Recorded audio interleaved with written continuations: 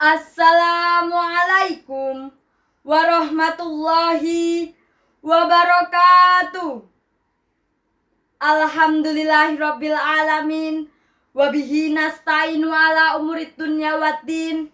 Assalatu wassalamu ala asrafil anbiya'i wal mursalin sayyidina Muhammadin wa ala alihi wa sahbihi ajma'in, amma ba'du.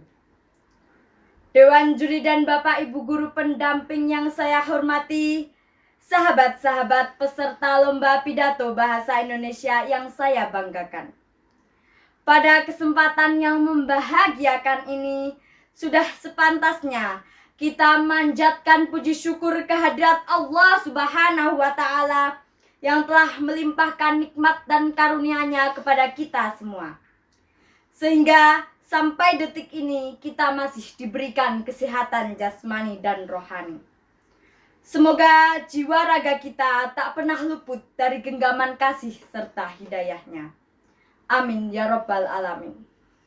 Salawat serta salam semoga selalu tercurahkan kepada manusia pilihan Nabi akhir zaman. Beliaulah baginda Rasulullah Muhammad Sallallahu alaihi wasallam yang kita nantikan syafaatnya kelak di yaumul kiamah. Hadirin yang dirahmati Allah, izinkanlah saya menyampaikan pidato yang berjudul Pentingnya Kejujuran dalam Kehidupan. Pengertian jujur dalam Islam adalah upaya untuk selalu menyelaraskan antara perkataan dan perbuatan. Keinginan untuk jujur membuat seorang muslim dipercaya dalam tindakan, ucapan, dan aksi nyata setiap hari. Pribadi yang jujur akan disukai oleh semua orang dimanapun mereka berada. Di zaman yang semakin maju ini, nilai-nilai moral masyarakat semakin menurun. Tak terkecuali dalam hal kejujuran. Sikap jujur menjadi sangat langka untuk ditemukan. Bahkan di zaman yang sering disebut dengan istilah zaman now atau kekinian, kita sulit untuk membedakan mana berita yang jujur dan yang hoax. Tontonan televisi juga perlu kita perhatikan. Banyak yang disebut sebagai abu-abu karena sulit untuk dibedakan mana yang pantas untuk kita tonton dan mana yang tidak patut kita tonton. Memilah-milah tontonan dan berita sangat penting bagi diri sendiri dan orang lain. Jika sekali kita salah dalam membaca atau menonton, akan sangat berpengaruh besar pada pola pikir kita. Apalagi jika berita yang kita baca atau kita tonton sulit untuk dibedakan mana yang jujur dan yang tidak. Bisa jadi kita beranggapan bahwa tidak jujur itu tidak apa-apa. Tentu hal ini sangat berlawanan dengan ajaran agama. Hal ini dapat menyebabkan banyak tindakan kejahatan. Tindakan kejahatan yang sering kita temukan biasanya berupa penipuan, pemalsuan, hingga tindak pidana korupsi. Pemirsa sekalian, sikap jujur mendatangkan banyak sekali manfaat bagi kehidupan kita. Contohnya, kita merasa lebih percaya diri, lebih bisa dihargai oleh orang lain, merasa hidupnya lebih bahagia, bahkan lebih bisa menenangkan jiwa seperti yang tertera di dalam hadis. Dakma yuribuka ilama la yuribuka, fa inna sidqa tumakninatun wa innal kadiba ribatun.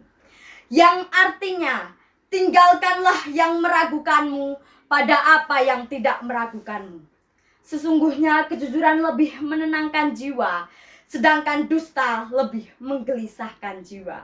Hadis riwayat Tirmidzi nomor 2518 dan Ahmad 1-200. Pemirsa sekalian, dalam hadis tersebut kita diajarkan untuk bersikap jujur, karena kejujuran mendatangkan kebaikan. Adakah yang masih bingung bagaimana cara melatih sikap jujur? Sebenarnya, jujur timbul dari hati dan jiwa yang bersih.